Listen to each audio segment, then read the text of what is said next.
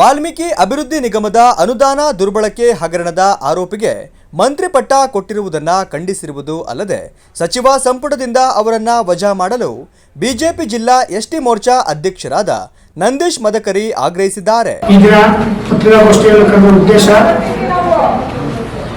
ಏನಪ್ಪಾ ಅಂದ್ರೆ ಬಿಜೆಪಿಯಿಂದ ಒಂದು ರಾಜ್ಯಾದ್ಯಂತ ದೊಡ್ಡ ಪ್ರತಿಭಟನೆ ಮಾಡಬೇಕು ಅಂತೀವಿ ಅನ್ಕೊಂಡಿದ್ವಿ. ಯಾವ ಕಾರಣಕ್ಕೆ ಅಂದ್ರೆ ಇವತ್ತು ಮಹರ್ಷಿ ವಾಲ್ಮೀಕಿ ಅಭಿವೃದ್ಧಿ ನಿಗಮದ ಏನು ಹಗರಣ ಆಗಿದೆ, ಹಗರಣದ ರೂವಾರಿ ಅಂತ ಯಾರು ಇದ್ರೆ ಅದು ಬಿ ನಾಗೇಂದ್ರ ಅವರು ಸಿಬಿಐ ತನಿಖೆಯಲ್ಲಿ ದೋಷಾರೋಪ ಪಟ್ಟಿ ಸಲ್ಲಿಸಿ ಅವರು ತಪ್ಪಿತಸ್ಥರಿಂದ ಪ್ರೂವ್ ಆಗಿದ್ರು ಸಹ ಅವರಿಗೆ ಮತ್ತೆ ಸಚಿವ ಸ್ಥಾನವನ್ನು ನೀಡಿದ್ದಾರೆ.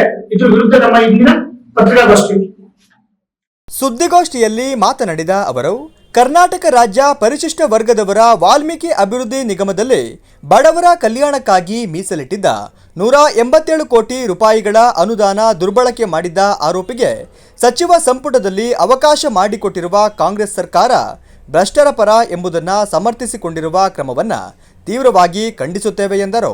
ಈ ಶ್ರೀ ಮಹರ್ಷಿ ವಾಲ್ಮೀಕಿ ಅಭಿವೃದ್ಧಿ ನಿಗಮದಲ್ಲಿ 187 ಕೋಟಿ ಹಗರಣ ಆಗುತ್ತೆ. ಈ ಹಗರಣ ಆದಂತ ಸಂದರ್ಭದಲ್ಲಿ ಈ ಹಗರಣದ ವಿರುದ್ಧವಾಗಿ ರಾಜ್ಯಾದ್ಯಂತ ನಾವು ಬೃಹತ್ ಪ್ರತಿಭಟನೆಯನ್ನ ಮಾಡ್ತೀವಿ. ಈ ಪ್ರತಿಭಟನೆಯನ್ನು ಮಾಡಿದ ಸಂದರ್ಭದಲ್ಲಿ ಇದು ಸಿಬಿಐ ತನಿಖೆಗೆ ವಹಿಸ್ತಾರೆ. ಸಿಬಿಐ ತನಿಖೆಯಲ್ಲಿ ಏನು ಅವರು ಹಗರಣದಲ್ಲಿ ಭಾಗಿಯಾಗಿದ್ದಾರೆ ಅಂತೇಳಿ ದೃಢಪಡುತ್ತೆ. ಅಂತ ಸಂದರ್ಭದಲ್ಲಿ ಮಾಧ್ಯಮ ಮಿತ್ರರು ಅವನ್ನ ಯಾರೋ ಹಿಂದಿನ ಮುಖ್ಯಮಂತ್ರಿಗಳಾಗಿದ್ದಂತಹ ಸಿದ್ದರಾಮಯ್ಯನವ್ರನ್ನ ಹೋಗಿ ಕೇಳ್ತಾರೆ. ಏನಂತ ಕೇಳ್ತಾರೆ, ನೀವು ನಿಮ್ಮ ಸರ್ಕಾರದಲ್ಲಿ ಮಹರ್ಷಿ ವಾಲ್ಮೀಕಿ ಅಭಿವೃದ್ಧಿ ನಿಗಮದಲ್ಲಿ ಹಗರಣ ಆಗಿದೆ, 187 ಕೋಟಿ ಹಗರಣ ಆಗಿದೆ ಅಂತ ಕೇಳಿದಾಗ ಆಗ ಮಾನ್ಯ ಮುಖ್ಯಮಂತ್ರಿಗಳು ಆದಂತಹ ಸಿದ್ದರಾಮಯ್ಯ ಸಂದರ್ಭದಲ್ಲಿ ಏನ್ ಹೇಳ್ತಾರೆ ಅಂದ್ರೆ 187 ಕೋಟಿ ಹಗರಣ ಆಗಿಲ್ಲ, 89 ಕೋಟಿ ಹಗರಣ ಆಗಿದೆ ಅಂತ ಅವರೇ ಒಪ್ಕೊಂತಾರೆ. ಹಾಗಾದ್ರೆ ಹಗರಣ ಆಗಿರೋದು ನಿಜ ಅಂತ ಹೇಳಿ ಅಂದ ಮೇಲೆ ಅವರು ಆ ನಾಗೇಂದ್ರ ಅವರನ್ನ ಮತ್ತೆ ಯಾಕೆ ಸಚಿವ ಸಂಪುಟ ತಗೋಬೇಕು? ಇಲ್ಲಿ ಒಬ್ಬ ಭ್ರಷ್ಟ ಏನು ಸಚಿವ ಇದ್ದ ಅವರಿಗೆ ರಾಜೀನಾಮೆಯನ್ನು ಕೊಡಿಸ್ತಾರೆ. ರಾಜೀನಾಮೆಯನ್ನು ಕೊಡಿಸಿ ದೋಷಾರೋಪ ಪಟ್ಟಿ ಸಲ್ಲಿಸಿ ಸಾಬೀತಾದ್ರೂ ಸಹ ಆದ್ರೆ ಅವರಿಗೆ ಯಾವುದೇ ರೀತಿಯ ಈ ಶಿಕ್ಷೆ ಆಗಲ್ಲ. ಇಲ್ಲಿ ನೋಡಿ, ನೀವು ಪಾಪ ಈ ಅಭಿವೃದ್ಧಿ ನಿಗಮದಲ್ಲಿ ಒಬ್ಬ ವ್ಯವಸ್ಥಾಪಕ ಅಧೀಕ್ಷಕರಾದಂತಹ ಚಂದ್ರಶೇಖರ್ ಎಂಬ ವ್ಯಕ್ತಿ ಅವರು ಉದ್ಯೋಗಿ ಆಗಿರ್ತಾರೆ.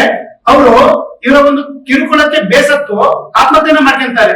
ಆ ಆತ್ಮಹತ್ಯೆ ಯಾರು ಹೊಣೆ? ರಾಜ್ಯ ಸರ್ಕಾರನೇ ಹೊಣೆ ಆಗ್ಬೇಕು. ಆದ್ರೆ ಅವನ ಕುಟುಂಬಕ್ಕೆ ಆಗ್ಲಿ ಅವರಿಗೆ ಯಾವುದೇ ರೀತಿಯ ನ್ಯಾಯ ದೊರಕಲ್ಲ.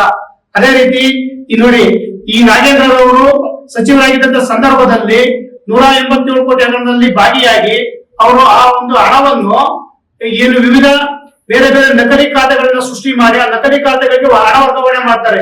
ಒಂದು ಶೋರೂಮ್ಗೆ ವರ್ಗಾವಣೆ ಮಾಡಿ ಅಲ್ಲಿ ಕಾರನ್ನ ಖರೀದಿ ಮಾಡ್ತಾರೆ. ಅದೇ ರೀತಿ ಆಂಧ್ರದ ಮೂಲದ ಕೆಲವೊಂದು ಕಂಪನಿಗಳಿಗೆ ಅವರು ಹಣವನ್ನು ವರ್ಗಾವಣೆ ಮಾಡ್ತಾರೆ. ಅದೇ ರೀತಿ ಅವರ ಏನು ಆಪ್ತ ಸಹಾಯಕರಾದಂತ ನೆಕ್ಕುಂಟಿ ನಾಗರಾಜ್ ಅಂತೇಳಿ ಸ್ವತಃ ಅವರ ಆಪ್ತ ಸಹಾಯಕ ಅವರ ಅಕೌಂಟಿಗೂ ಸಹ ಹಣವನ್ನು ವರ್ಗಾವಣೆ ಆಗುತ್ತೆ. ಇದೆಲ್ಲದನ್ನು ಮನಗಂಡಂತ ಸಂದರ್ಭದಲ್ಲಿ ಅವ್ರ ಮೇಲೆ ದೋಷಾರೋಪ ಪಟ್ಟಿ ಸಲ್ಲಿಸ್ತಾರೆ. ಅವರು ತಪ್ಪಿತಸ್ಥ ಸಾಬೀತಾಗಿರುತ್ತೆ. ಆದ್ರೂ ಸಹ ಅವ್ರ ಮೇಲೆ ಯಾವುದೇ ರೀತಿ ಕಾನೂನು ಕ್ರಮ ಆಗಲ್ಲ. ನೋಡ್ಬೋದು ಏನಪ್ಪಾ ಅಂದ್ರೆ ಈ ದುಡ್ಡು ಏನಕ್ಕೆ ಇವರು ಹಗರಣ ಮಾಡ್ತಾರೆ, ಏನಕ್ಕೆ ಭ್ರಷ್ಟಾಚಾರ ಮಾಡಿದ್ದಾರೆ ಅಂದ್ರೆ ಅಂತ ಆ ಸಂದರ್ಭದಲ್ಲಿ ನಮ್ಮ ಕರ್ನಾಟಕದ MP ಚುನಾವಣೆ ಇರುತ್ತೆ, ಮತ್ತೆ ಆಂಧ್ರದಲ್ಲಿ ತೆಲಂಗಾಣದಲ್ಲಿ ಸಹ ಚುನಾವಣೆ ಇರುತ್ತೆ.